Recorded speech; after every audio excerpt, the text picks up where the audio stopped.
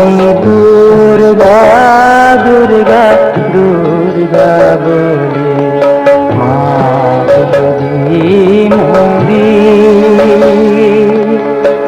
আখের দিনে না তারো কেমন আখের দিনে না তারো কেমন জানা যাবে গো শঙ্করী আমি দুর্গা দুর্গা দুর্গা বলে মা যদি মরি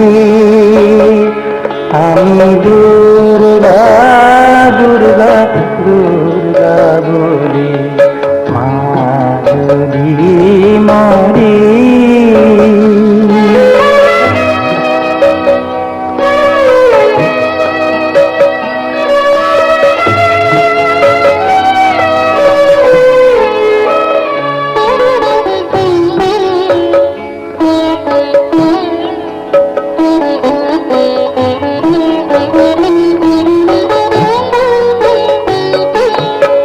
নাসি গো ব্রাহ্মণ হত্যা করি ভ্রূণ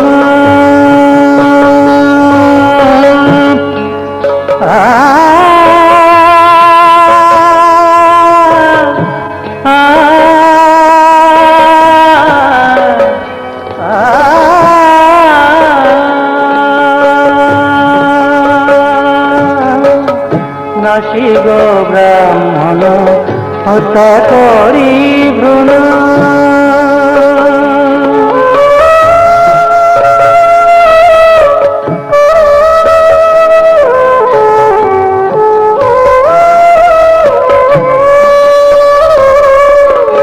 নাসি গো ব্রাহ্মণ হত্যা করি ভ্রূণ সুরাপানাদি বিনাশী নারী এসব পাতক না ভাবিছিলে এসব পাতক না ভাবিছিলে ব্রহ্মপদ নিতে পারি আমি দুর্গা দুর্গা দুর্গা বলে মরি আমি দুর্গা দুর্গা দুর্গা বলে মরি আখের দিনে না তারো কেমনে আখের দিনে না তারো কেমনে জানা যাবে গো শঙ্করী আমি দুর্গা দুর্গা দুর্গা বলে মা যদি মরি আমি দুর্গা দুর্গা দুর্গা বলে দুর্গা দুর্গা দুর্গা বলে দুর্গা দুর্গা দুর্গা বলে মরি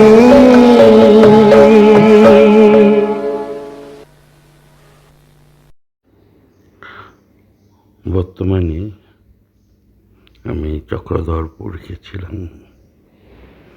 সেইখানকার ভাব প্রচারের আন্ডারে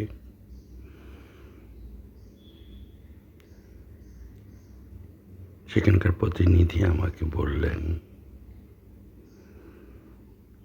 যে অনেকবার রিকোয়েস্ট করলেন প্রাইজ ডিস্ট্রিবিউশনের জন্য, তার কথা উপেক্ষা করতে না পেরে আমি চক্রধরপুরে গেলাম। সকালে প্রাইজ ডিস্ট্রিবিউশন, বিকালে ভক্ত সম্মেলন।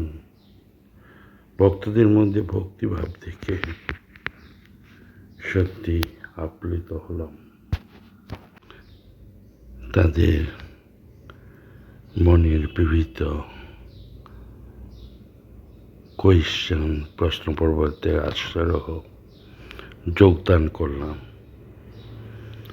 পরদিন এখানে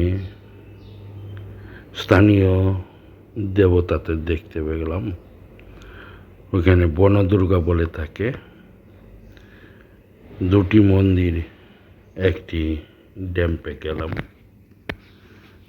ওখানকার জায়গা, ওইখানকার আদিবাসীদের দেখে মন ভরে গেল। সত্যি বারবার মনে পড়ে সেই ছোটবেলায় পড়তাম, সত্যিই লুকাস ভারতবর্ষ কি দেশ। আসুন তাদের তপনবাবুর কাছ থেকে কিছু বক্তব্য আপনাদের কাছে তুলে ধরছি।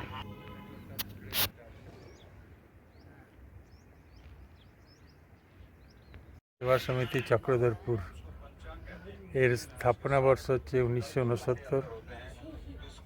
বিগত 57 বছর ধরে এই রামকৃষ্ণ সেবা সমিতি চলছে।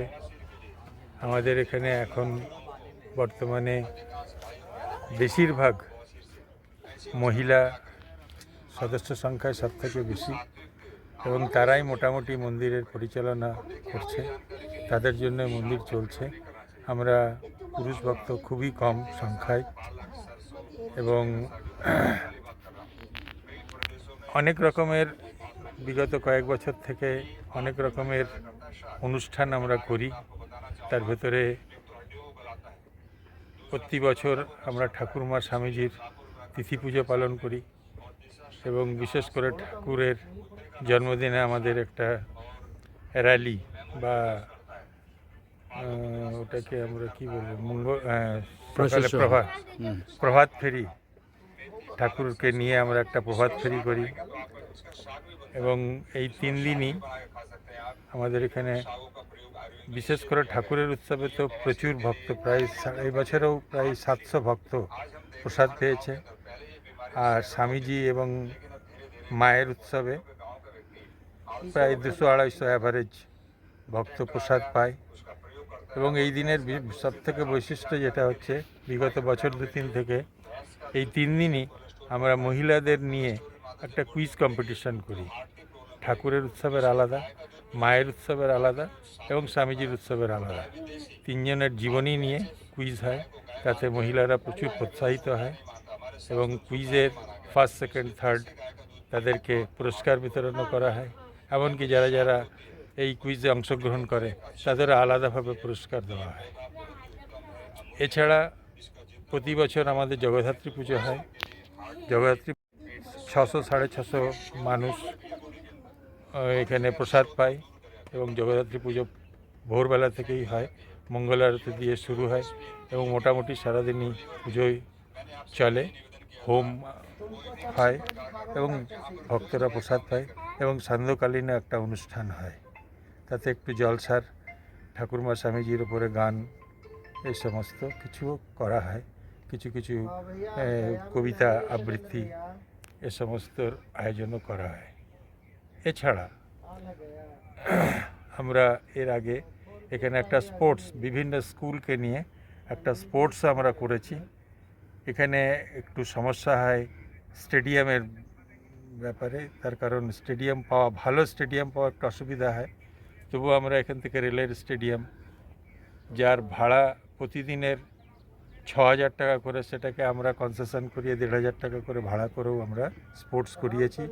বিভিন্ন স্কুলের প্রচুর পার্টিসিপেন্ট এখানে বিভিন্ন ইভেন্টে, 400 metre race, long jump, high jump, cricket ball throw, discus throw, এই সমস্ত বিভিন্ন রকমের স্কিপিং, মেয়েদের স্কিপিং, এই সমস্ত অনেক রকমের ইভেন্ট নিয়ে আমরা স্পোর্টসও করেছি। বর্তমানে আমরা এই বছরে যদি আমরা দেখি, তা আমরা এই বছরে 12 তারিখে যুবা দিবসের দিনে আমরা বিভিন্ন স্কুলের ছাত্রছাত্রীদের নিয়ে সিট অ্যান্ড ড্র কম্পিটিশান করিয়েছিলাম। এবং 26 জানুয়ারিতে আমাদের এখানে পতাকা উত্তোলন করা হয়। এবং 26 জানুয়ারির দিনেই আমরা এই বছরে বিভিন্ন স্কুলের ছাত্রছাত্রীদের নিয়ে বা ভারতীয় সংবিধানের ওপরে একটা প্রবন্ধ রচনার প্রতিযোগিতা করেছিলাম। তার পুরস্কার বিতরণ গতকাল করা হয়েছে। স্বামী দিব্যস্বরূপানন্দজি মহারাজ, যিনি রাউরকেল্লা রামকৃষ্ণ মিশনের সচিব, উনি গতকাল আমাদের এখানে তার পদধূলি রেখেছেন এবং ওনার হাত দিয়েই আমরা সমস্ত প্রতিযোগীদের পুরস্কার বিতরণ করেছি। প্রায় ঘন্টা দুয়েক ধরে পুরস্কার বিতরণ হয়েছে। প্রচুর ছাত্রছাত্রী, তারা অনেক প্রোৎসাহিত হয়েছে মহারাজের অনির্বাচন যে ভাষণ, যে উনি যে ছাত্রছাত্রীদের উদ্দেশ্যে উনি যে ভাষণ দিয়েছেন, তাতে তারা খুব ভালো মতো অনুপ্রাণিত হয়েছে এবং মহারাজ তাদেরকে প্রত্যেককে আবার আলাদা করে নিজে সবাইকে চকলেট বিতরণ করেছেন, তাতেও তারা খুব উৎসাহিত হয়েছে এবং ছাত্রছাত্রীরা এখানে সবাই এখানে এবং অভিভাবক শিক্ষকবর্গ সকলে এখানে এসে প্রসাদও পেয়েছে। তারা যথেষ্ট আনন্দিত এবং তারপরেই তারা পুরস্কার নিয়ে বা সকলে প্রসাদ পেয়ে এখান থেকে গেছেন। তারপর সন্ধ্যেবেলা তো আমাদের এখানে মহারাজের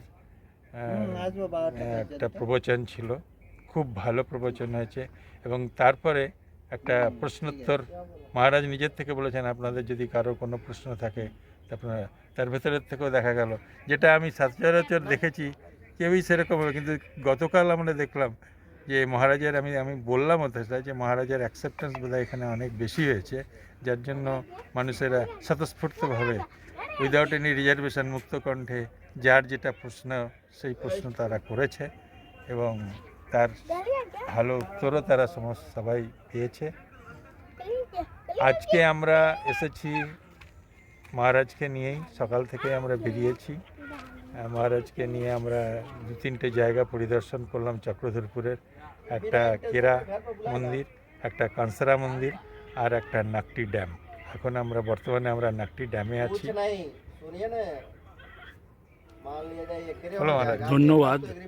এতক্ষণ ধরে আমরা শুনলাম আমাদের তাপসবাবুর কাছ থেকে, তারই কিছু সংক্ষিপ্ত অংশ আপনাদের কাছে তুলে ধরছি। ধন্যবাদ।